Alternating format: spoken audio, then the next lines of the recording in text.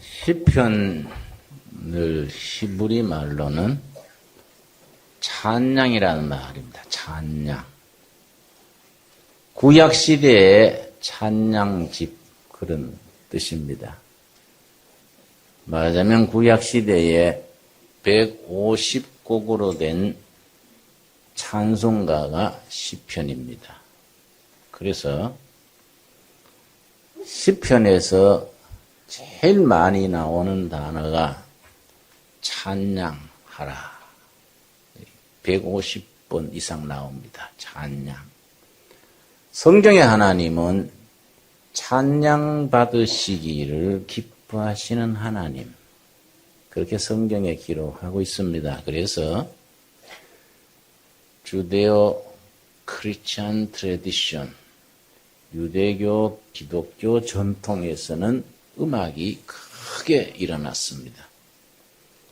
하나님이 찬양을 받으시기를 기뻐하시니까 교회가 세워지는 곳에는 반드시 찬양하는 음악이 성행하게 되는 것입니다. 150편 구약시대의 찬송가 중에서 가장 짧은 찬송이 117편입니다. 우리 한번 찾아보겠습니다. 117편이 제일 짧은 내용이고 그 다음 119편은 제일 긴 찬양입니다. 117편 887페이지입니다. 우리 천천히 찾으시면서 한번 확인을 하겠습니다. 너희 모든 나라들아 여호와를 뭡니까? 찬양하며 시편에 150번 이상 나오는 찬양. 너희 모든 백성들아 저를 찬송할지어다, 칭송할지어다. 우리에게 향하신 여호와의 인자하심이 크고 진실하심이 영원함이로다. 할렐루야. 이 할렐루야란 말이 참 하나님을 찬양할 때 쓰는 전문 용어입니다. 요즘 너무 흔해요. 괜히 교인들이 입에 익어가지고 별거 아닌 일에 할렐루야 이러면 그 너무들은 우리는 닭살 돋아요. 그것도 보통 음성으로 하면 좋은데 할렐루야 뭐 이렇게 목에 개구리 우는 소리를 내면 저 사람이 왜 저럴까? 저 사람이 왜 갑자기 왜 음성을 확 바꾸고 그걸 가성 그래. 가성. 가짜 소리를 낸다 이거지.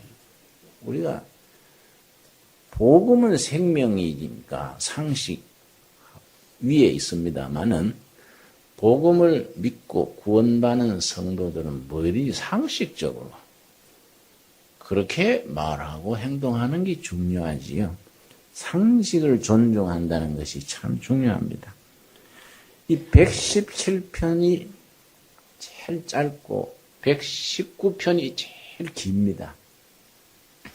성경 전체에서 119편이 제일 긴 장입니다. 그런데 그 중간에 있는 118편이 성경 전체에서 딱 중간입니다. 가장 성경에서 중간이 시편 118편인데 시편 118편 성경 전체 중간 중에서도 8절 9절이 중심입니다.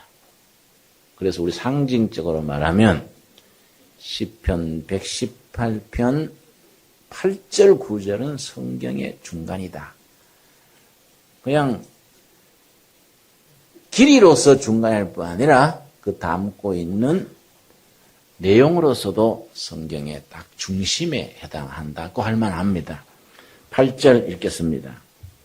여호와께 피함이 사람을 뭡니까? 신뢰함보다 나으며 여호와께 피함이 방백들을 신뢰함보다 낫도다.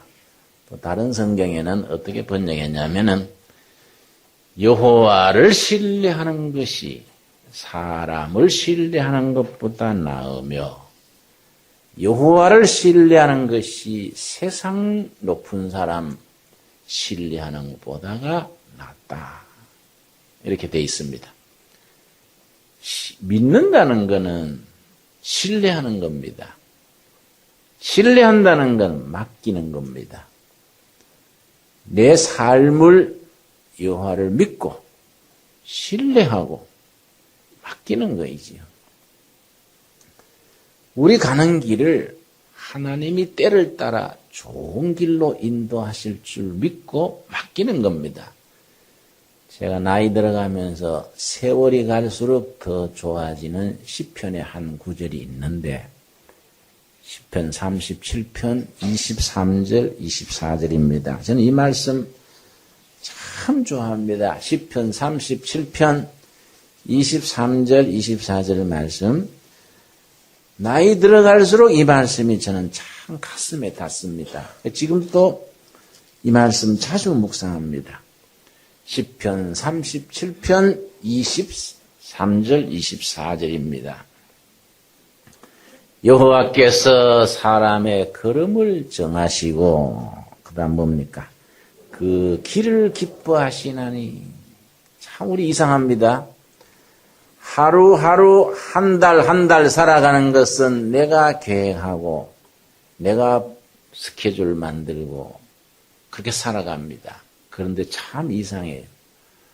분명히 하루하루는 내 생각대로 살아가는데 우리들 신앙인들이 지난 세월 10년, 20년 되돌아보면 내 생각대로 산 게 없다는 것을 신앙 고백으로 깨닫게 됩니다.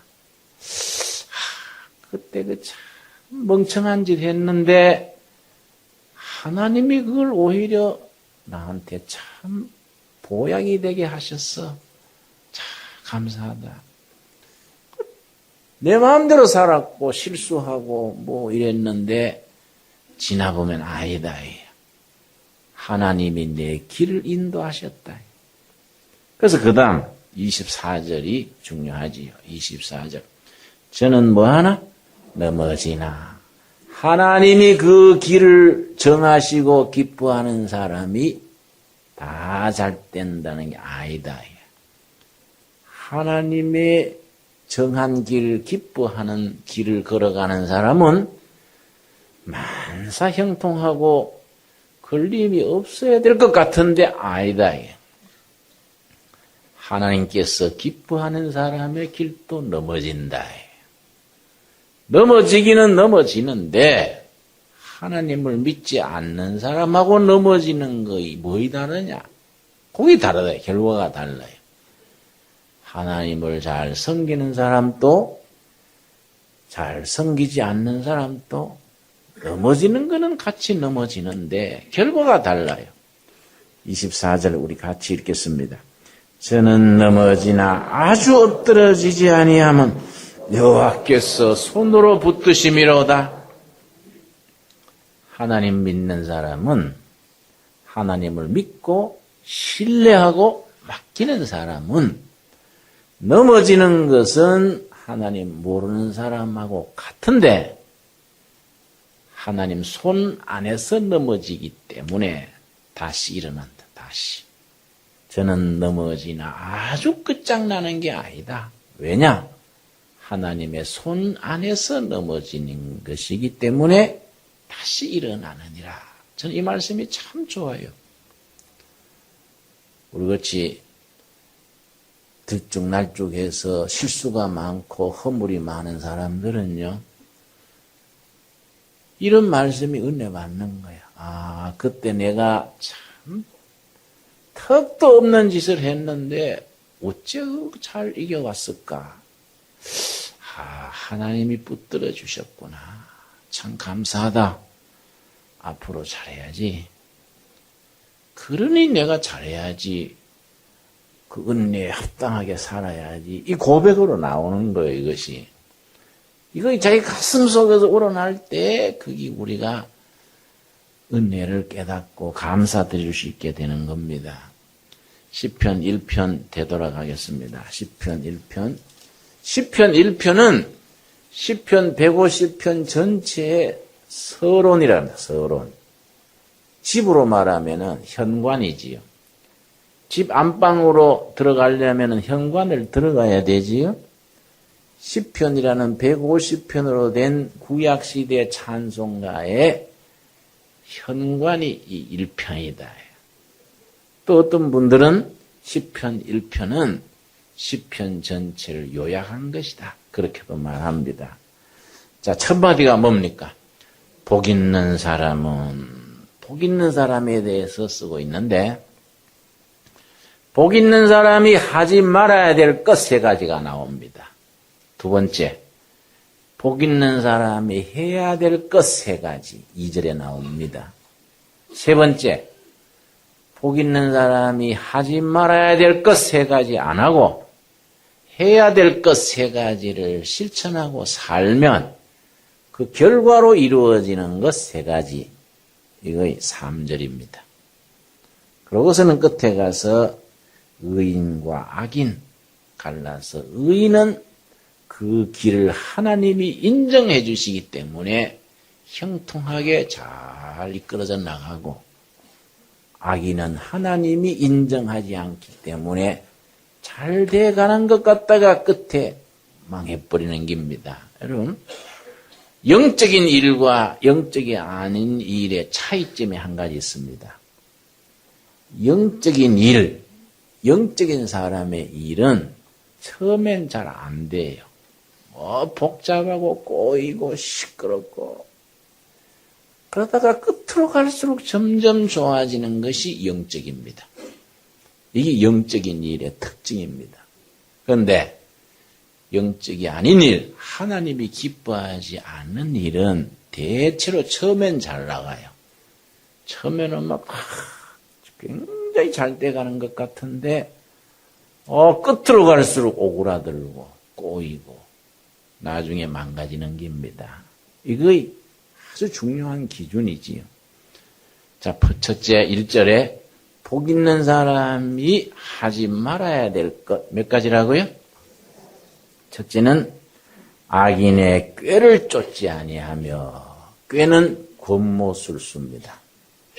권모술수를 부리는 악한 사람들의 모임에, 그 집단에 속하지 아니하며, 복 있는 사람은 어떤 사람이냐?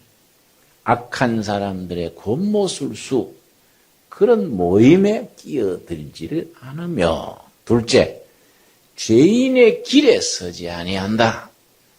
거짓 사자, 사도지요, 사도. 거짓된 길을 걷지 아니한다. 요즘 줄서기란 말을 많이 하지요. 거짓된 사람들의 줄서기를 하지 않는다. 세 번째 뭡니까? 오만한 자, 교만한 자의 자리에 앉지 아니한다. 하나님이 가장 싫어하는 성품이 뭐입니까? 교만입니다. 교만. 하나님이 가장 기뻐하시는 성품은 뭐입니까? 겸손이지.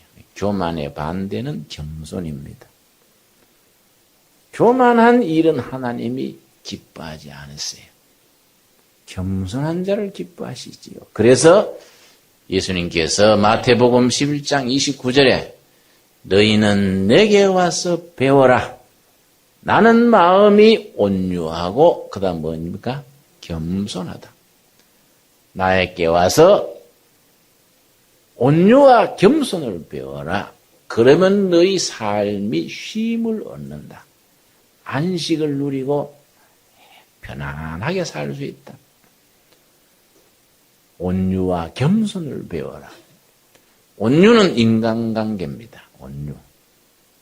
겸손은 하나님하고 관계입니다. 예수님께 와서 배워야 될 것, 인간관계에 있어서 온유, 부드러운 겁니다. 부드러운 것. 여러분, 우리 영적인 사람들은 부드러워요. 강경하지 않고 아주 그렇게 껄끄럽고 그런 사람들이 있지요. 영적으로 승화될수록 사람이 포용력이 생기고 부드러워집니다. 우리 도래 성도님들은, 특별히 남자들은 나부남이란 말을 기억하셔. 나부남. 나도 부드러운 남자다. 나부남. 또 우리 자매들은 나부녀지. 나부녀. 부드럽다는 것이 영적입니다. 생명이 넘칠수록 부드럽습니다. 어린아이들이 처음 나면 부드럽지요? 얼마나 부드럽습니까? 늙어지면 어떻게 됩니까? 굳어지지요. 뼈도 굳어지고 마음도 굳어지고 생각이 굳어지지요. 사람이 죽으면요 금방 딱딱해집니다. 막대기처럼. 살아있을 때는 부드럽지요. 생명이 가까울수록 부드럽습니다. 너희는 나에게로 와서 배우라. 나는 마음이 온유하고 뭡니까? 겸손하다. 겸손. 하나님 앞에서 낮아지는 길입니다. 겸손한 사람이 땅을 차지한다 그랬지요. 온유한 자, 겸손한 자가 세상의 주인이 된다고 성경은 말합니다. 오만한 자의 자리에 앉지 아니한다. 여러분, 복 있는 사람이 해서는 안 될 것 세 가지. 첫째 뭡니까? 악한 사람의 뭐이지요? 꾀를 쫓지 아니하고 악한 사람들의 온갖 수단과 방법, 너무 해코지하고 지만 챙기는 그런 술수의 모임에 끼지를 않고, 그 다음에 죄인의 어디에? 길에 서지 아니한다. 죄인들이 꾸미는 그 줄에 서지 아니하며, 세 번째, 어떤 자? 교만한 자의 자리에 앉지 아니한다. 그 다음, 복 있는 사람이 해야 될 것 세 가지입니다. 해야 될 2절입니다. 오직 여호와의 율법을 읽고 즐거워한다. 읽고가 들어있는 겁니다. 여호와의 율법은 말씀이지요. 하나님의 말씀을 읽고 즐거워하고, 세 번째 뭡니까? 그 율법을 밤낮으로 뭡니까? 묵상하는 자로다. 복 있는 사람이 해야 될 것 세 가지. 하나님의 말씀을 첫째 뭐 하고? 읽고. 둘째, 즐거워하고. 셋째, 묵상한다. 밤낮 그 말씀을 읽고, 말씀을 즐거워하고, 그 묵상하는 자로다. 자, 그렇게 하면 하지 말아야 될 것 세 가지, 해야 될 것 세 가지를 잘 지켜나가는 사람에게 결과가 어떤 결과가 임하느냐? 3절이지요. 저는 시냇가에 심은 나무, 시냇가에 심은 나무와 같은 축복이 임한다. 시냇가에 심은 나무. 시냇가에 심은 나무가 어떤 나무입니까? 여러분, 이 성경에 쓰여진 그 이스라엘 땅 그쪽에는요, 우리하고 판이하게 다릅니다. 강우량이 1년에 80m밖에 안 되는 데도 있고, 이스라엘 땅에는 비가 많이 오는 지역이라야 1년에 200m입니다. 그거 뭐 터무니없이 비가 적지요. 우리는 뭐 요즘 호우가 내리면 하루에 200m 와버리지요. 우리는 평균 최하가 1200m, 1500m입니다. 우리 강우량이. 여기는 뭐 80m, 많아야 200m, 1년 내내. 그러니까 물이 모자라니까 나무들이 말라 죽습니다. 그런데 시냇가에 심은 나무는 물 근원이 가까우니까 물이 가물어도 나무가 살아있죠. 그 삶의 뿌리, 삶의 근거를 시냇가에 심은 나무가 물 근원에다가 뿌리 내리고 있듯이 이 성경에서 물이라는 것은 성령님을 나타냅니다. 말씀을 읽고 즐거워하고 묵상하는 사람은 그 삶에 성령님의 역사하심과 늘 교통함이 있다. 나무 뿌리가 늘 물을 공급받고 싱싱하다는 것은 성령님과 교통함이 연락부절 끊어지지 않는다. 그 삶의 뿌리를 말하는 겁니다. 뿌리를 세상의 명예다 부다 이런 데 두지 아니하고 살아계신 하나님의 살아계신 말씀의 뿌리를 둔다 이것이. 같은 말씀이 우리 예레미야 17장 8절에 훨씬 구체적으로 나옵니다. 예레미야 17장 8절에 보면은 말씀의 뿌리를 내리고 때를 따라 성령님과 연락부절, 교통함이 있는 사람.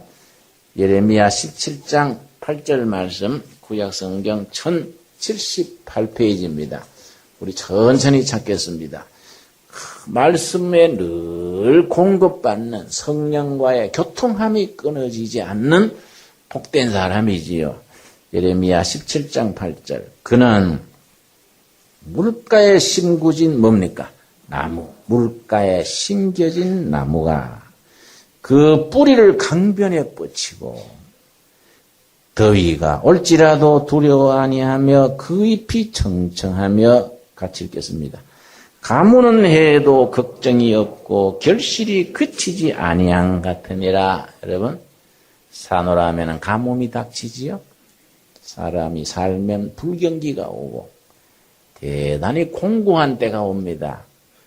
인생 가뭄 들지 않는 인생이 있습니까? 그건 아주 참 어려운 시기를 지나게 마련입니다. 이럴 때 우리가 우리 삶의 뿌리를, 말씀의 뿌리를 내리고 가뭄에도 역경에도 탄탄히 서는 것, 그 사람이 복 있는 사람이 누린다는 거이지요. 그 다음 시편 1편 3절 다시 읽겠습니다. 시편 1편 3절 말씀.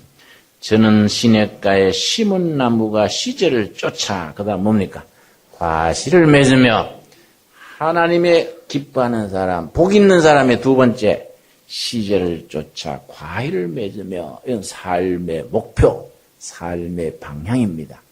삶의 목표와 방향이 하나님이 허락하시는 열매 맺는 사람, 그 열매를 가지고 하나님 앞에 칭찬 듣는 거이지요. 저는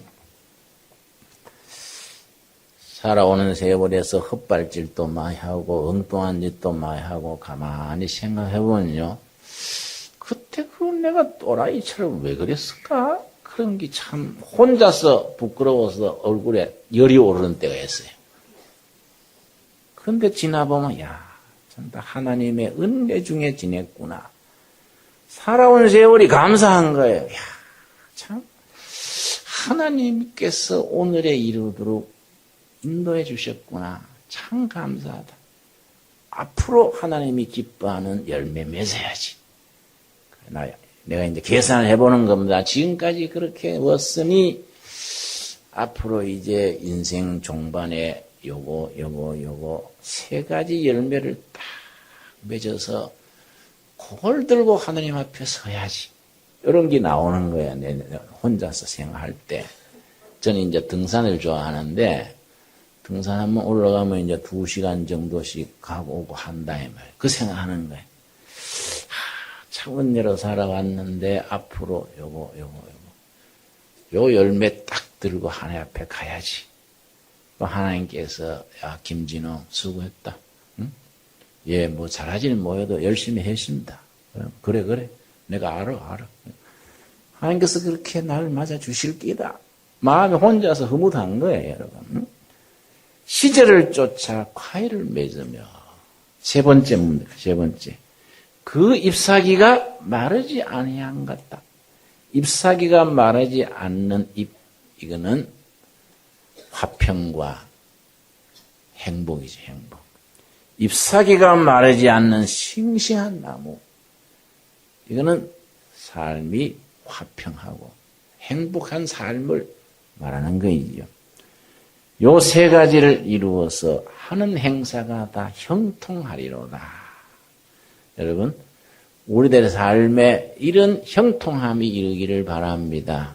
내가 아브라함 링컨 그 글을 읽었더니요, 아브라함 링컨이 대통령으로 있을 때에 그때 남북 전쟁 났지 않습니까? 이 남북 전쟁이요, 중반 넘어서도록 계속 지는 겁니다, 전쟁에. 그 적군 편인 남군의 리 장군이라는 특출한 지도자가 있어가지고 링컨 편 북군이요, 계속 지는 거예요, 계속. 그래야 막 분위기가 대단히 나빴습니다. 링컨 출신 주가 일리노이 주인데요. 일리노이 주의 그때 주지사 이름이 다이크예요. 미스터 다이크가 자기 친한 링컨 대통령한테 편지를 보냈습니다. 대통령 각하, 모든 것이 꼬이고 어렵고 앞으로 큰일 날 것 같습니다. 전쟁에 지고 지금 완전히 거들날 것 같다 이런 내용이에요. 링컨이 답장을 보냈습니다. 그 답장이 남아있어요. 아주 이게 간단하지만은 참 깊이가 있습니다. 가만히 있어서 하나님의 하시는 일을 지켜보세요. 이게 답장이요. 가만히 있으면서 하나님이 하시는 일을 지켜보세요. 하나님이 결국은 형통함으로 인도할 겁니다. 이런 뜻이 들어있는 거예요. 그러니까 영적으로 하나님의 뜻을 신뢰하고 맡기는 사람은 갈수록 좋아지는 거예요. 갈수록 형통함에 이르는 그런 은혜가 여러분 우리들에게 임할 수 있기를 바랍니다. 여러분 그 하는 행사가 다 형통하리로다. 참 생각만 해도 귀한 말씀이지요. 우리 1절에서 3절까지 뜻을 잘 생각하면서 우리 한번 같이 읽겠는데 1절에서는 복 있는 사람이 하지 말아야 될 것 몇 가지지요? 3가지. 2절에서는 복 있는 사람이 해야 될 것 몇 가지지요? 3가지. 3절에서는 하지 말아야 될 것 3가지 하지 말고 해야 될 것 3가지를 행한 사람에게 임하는 결과 3절에서 3가지가 나오는 겁니다. 오늘 마음에 딱 새기면서 우리 같이 읽겠습니다. 복 있는 사람은 악인의 길을 쫓지 아니하며 죄인의 길에 서지 아니하며 오만한 자의 자리에 앉지 아니하고 오직 여호와의 율법을 읽고 즐거워하여 그 율법을 주야로 묵상한 자로다. 저는 시냇가에 심은 나무가 시절을 쫓아 과실을 맺으며 그 잎사귀가 마르지 아니한 같으니 그 행사가 다 형통하리로다. 아멘이 됩니까? 우리가 하는 일이 끝내는 형통함에 이르는 복 있는 사람의 그 줄에 설 수 있기를 바랍니다. 그런데 4절부터 이제 다른 표현이 악인은 그렇지 않다. 복 있는 사람은 이러이러한데 복 없는 사람이 악한 사람이야.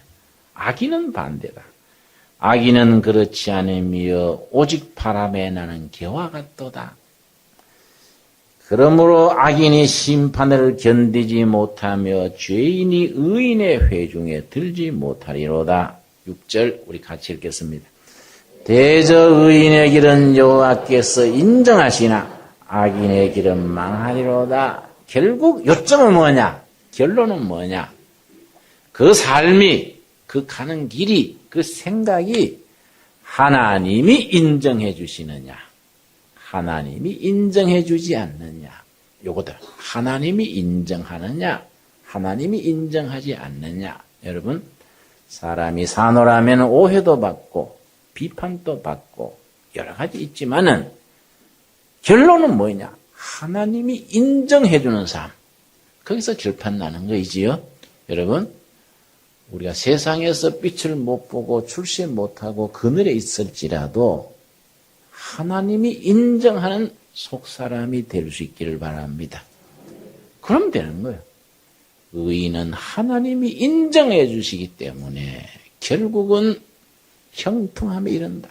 그러나 악인은 잘난 것 같고 순탄한 것 같고 잘 되는 것 같아도 끝으로 갈수록 망가진다. 왜냐?